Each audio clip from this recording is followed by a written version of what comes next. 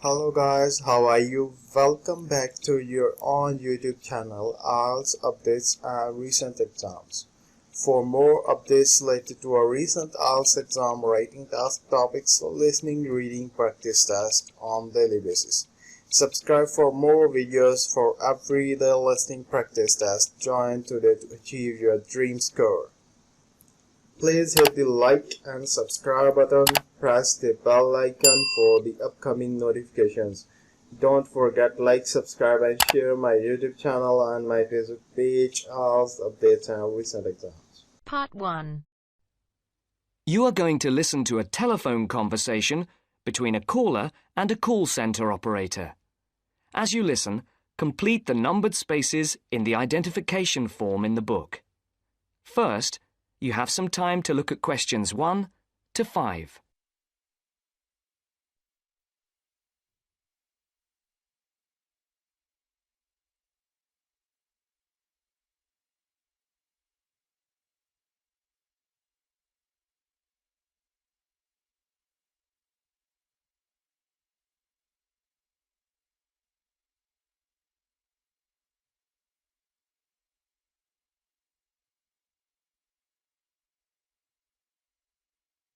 Listen carefully and answer questions 1 to 5.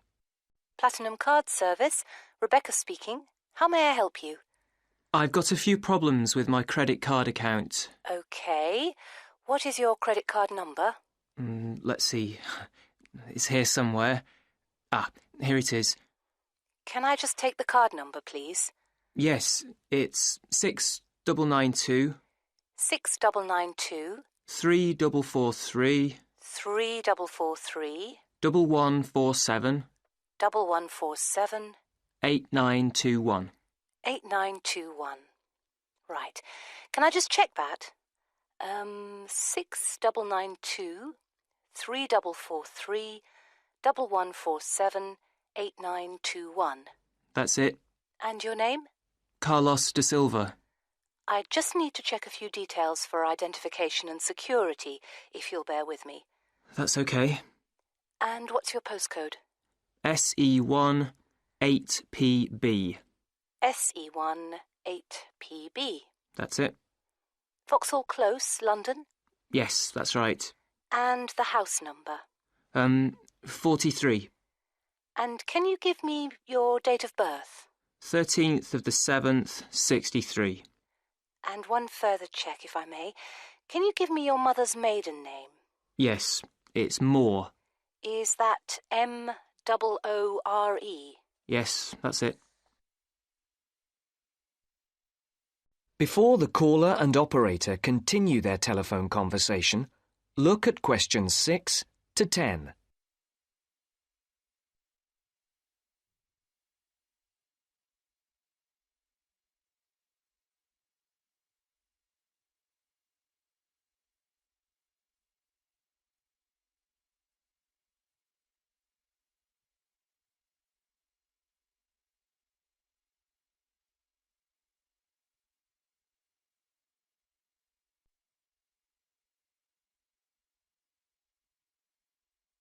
Now listen to the next part of the conversation and answer questions 6 to 10. Yes. Now, can we get on with this? Yes, sir, certainly. I'm sure you'll appreciate that all these checks are necessary for security reasons. So, what exactly is the problem? Problems? Okay. Well, first, your computer seems to have gone mad. I sent you £500, and on the statement for the account, it shows that I only paid £300. Yes. The account does only show £300 was paid. Well, I paid the £500 in at the bank, and I have my receipt, and my bank statement shows that £500 has been taken from my account. Oh, I see. What I'll do is check with the bank and see what they say. OK. You said there was something else? Yes, as if that wasn't enough. My account shows that £107.27 was paid to a company called Pan Express. I don't know who this is. Let's have a look. Well, it is genuine. I can assure you it's not mine. It was made on the evening of the 12th of May. Maybe it's a restaurant bill you forgot about? There's no way that... Oh, wait, hold on. Yes. Oh, it's okay. I've just realised what it is. It is a restaurant bill. The name of the company is different from the name of the restaurant. My mistake. I'm sorry. That's okay. Was there anything else? I don't know if I dare. What is it, anyway? Well, it's, the amount of interest seems to have gone up. If you look at your statement for April, you'll see that the rate went down from 16.27% to 14.99% that month. Oh, yes, you're right. Was that everything? Yes, basically, it is. Okay. And can you check my payment? Oh, yes, I'll do it. Can I phone you back? I'll be at home for the next 2 hours. I have to leave at 11. Right. What's your number? 020 7989 7182. Hold on. 020 7979? No, it's 7989 and then 7182. So it's 020 7989 7182. Yes, that's it. OK, I'll phone you straight back. Thanks. Bye. That is the end of part 1. You now have half a minute to check your answers.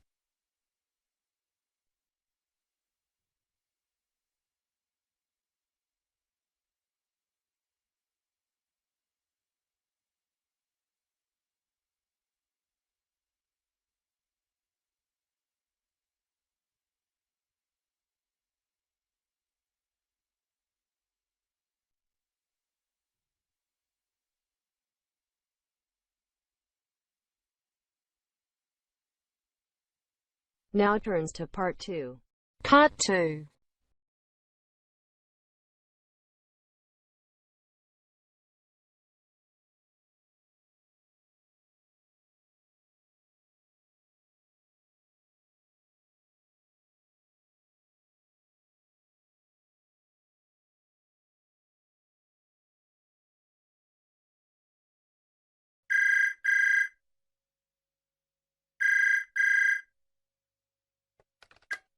Good afternoon, Dr. Dartford speaking. Good afternoon, Dr. Dartford. It's Miranda Smith here. Oh, hello, Miranda. How can I help you? I'm really sorry, but I couldn't come to your lecture on the government's waste strategy yesterday because I was feeling ill. My essay has to be handed in 2 weeks' time, and I'm worried I might have missed something important. I really don't like it when I miss lectures, especially when I need the information for an essay. Well, try not to worry. You can't help being sick. How about if I give you a quick summary of the main points? That'd be great, thanks. Just let me get a pen. Right, I'm ready. To begin with, I stressed the importance of us reusing and recycling waste in the future. I made particular reference to the UK, which at the moment only recycles about 8% of household waste. The levels of industrial and commercial waste are much higher. It's frightening how much waste factories produce on a daily basis, but that's not all. The fact is that not only is this rate of recycling well below government targets, but it's at a much lower rate than many other European countries, which means Britain is just not keeping pace with the rate of growth in household waste. That's pretty worrying, isn't it? It certainly is. What is more, we need to understand that if we are to achieve a more rational and sustainable use of our resources in this country, then we have to develop a fundamental change in the way we think about waste. That won't be easy. What suggestions did you propose? Just give me a second. Let me check my notes. OK, got it. Basically, there are a couple of ways this could be achieved. One of these is for more household waste to be separated. You mean separated into things like newspapers, tins, and stuff like that? Yes, that's the idea. Then this separated waste would obviously need different forms of collection by local councils, but most importantly, it will require an expansion in the market for collected materials, which is one of the major barriers to increased recycling. New government targets have also been set for recycling or composting 30% of household waste by 2010. But that's almost a four-fold increase, isn't it? It is indeed. Rather a frightening figure, whichever way you look at it. Before the broadcast continues, look at questions 15 to 20.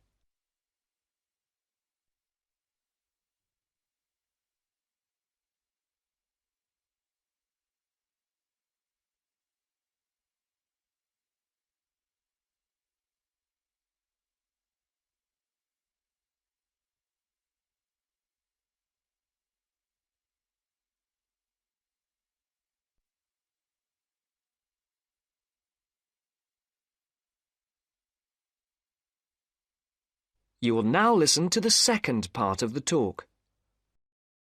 As you say, it's a four-fold increase, but my guess is it won't stop there. You must remember the previous government found that setting targets is one thing, but if the practical policies are not in place, nothing will happen. So what is the government planning to do about all this waste? Well, apparently they're going to publish a final strategy setting out a range of policies to start and sustain the necessary changes. But the interesting part for me was that it's not only up to the government. To say we need more recycling is a simple message, but, and here is the crux of the matter, there's another one that isn't getting enough attention. Really? What's that? It's quite obvious, really. It's us, the general public. We have to reduce the amount of waste we make. It's our responsibility. Did you know that every hour enough waste is produced to fill the Sydney Opera House, and the rate is increasing? Actually, now you mention it, I remember reading somewhere that the reason for all this waste is our increasing wealth and the changes to our lifestyles. I guess it's quite obvious when you really think about it.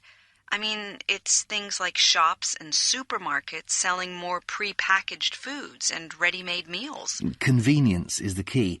People simply want their lives to be more convenient. And there's also technological change that brings pressure to make people change their domestic appliances for newer models. I never thought about that, but you're right. And I'm just as guilty. I threw out my old stereo so I could have a better model, even though there wasn't really anything wrong with the old one. You see, you're a classic example that changing our present throwaway culture is going to be an enormous challenge. At the end of the day, consumers will have an important role to play. It could all boil down to their choices and their willingness to support recycling by sorting their waste and accepting more recycled products. That is the end of part 2. You now have half a minute to check your answers.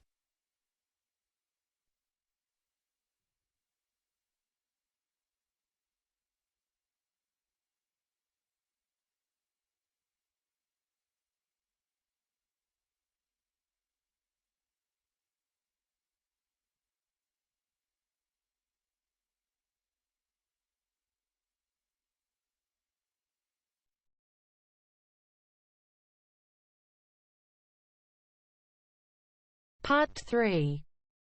You will hear a student called Sarah talking to her college tutor about some research she has to do as part of her course. First, you have some time to look at questions 21 to 27.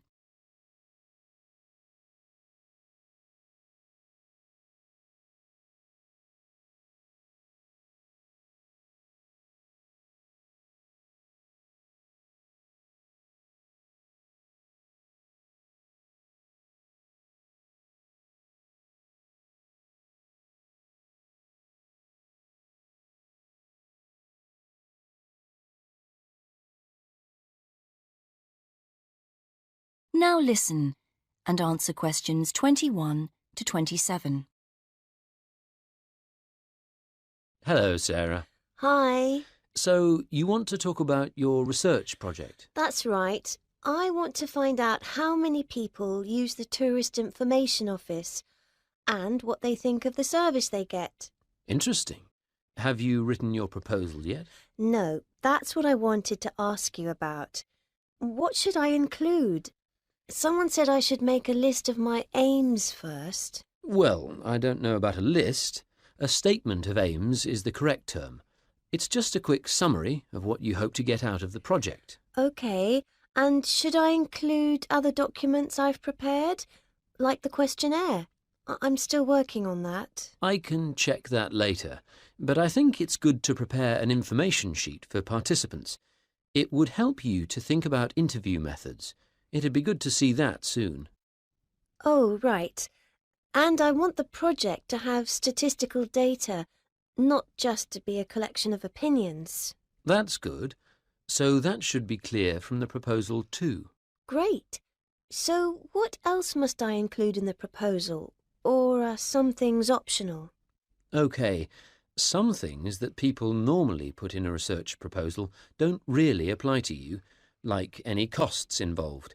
That can be really important in some research projects, but as we don't have a budget, it's not something you need to include.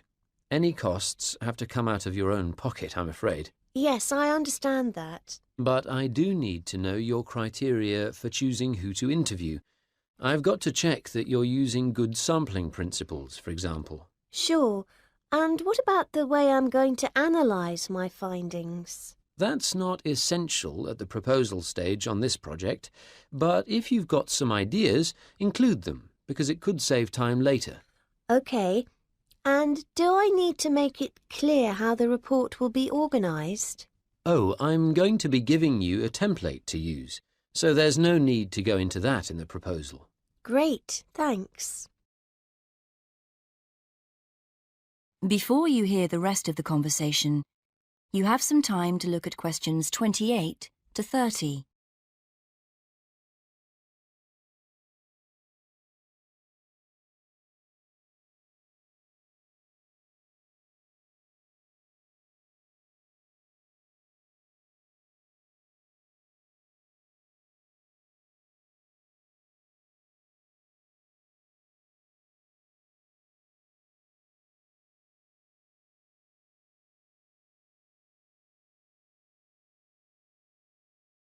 Now listen and answer questions 28 to 30.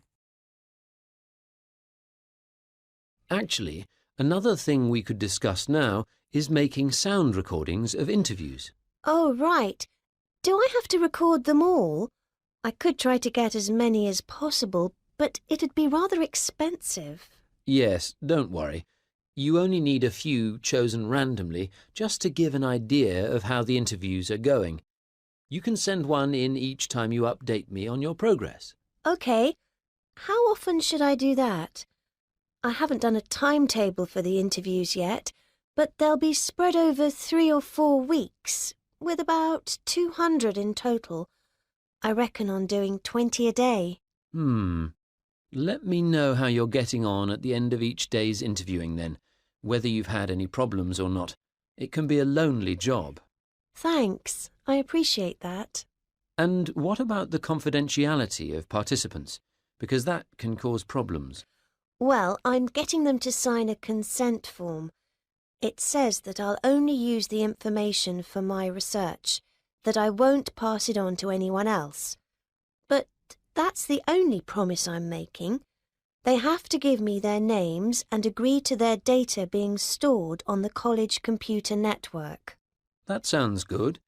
You won't put names in your report, I know, and the data will all get deleted at the end of the year, but we don't promise any of that. Sure. That is the end of part 3. You now have half a minute to check your answers.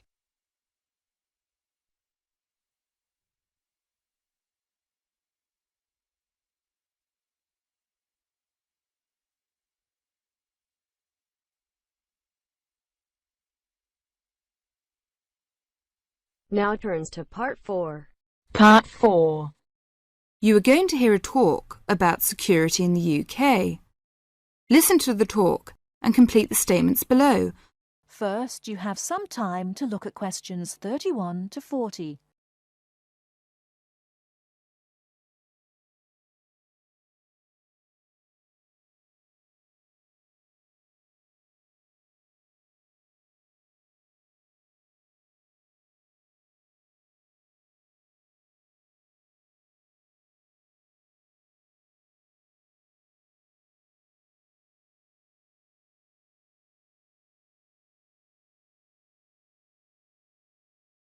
Now listen carefully and answer questions 31 to 40. In large cities, for instance London, and crowded places such as airports and stations, there is the risk of theft. We do not want you to suffer the distress of losing important documents and valuables as soon as you step onto British soil. So here are some important do's and don'ts. Don't carry more cash than you need for daily expenses. If you stay at a hotel, do ask the manager to keep large sums of cash, documents and valuables in the hotel safe and give you a receipt for them. This is a free service. If cash is stolen, it is very unlikely to be recovered. Do keep separately a note of the serial numbers on your traveller's checks, so if they are lost you can inform your bank. Do take particular care of bank and credit cards. Do carry wallets and purses in an inside pocket or a handbag. Don't ever leave a bag unattended and make sure it is securely fastened when you are carrying it.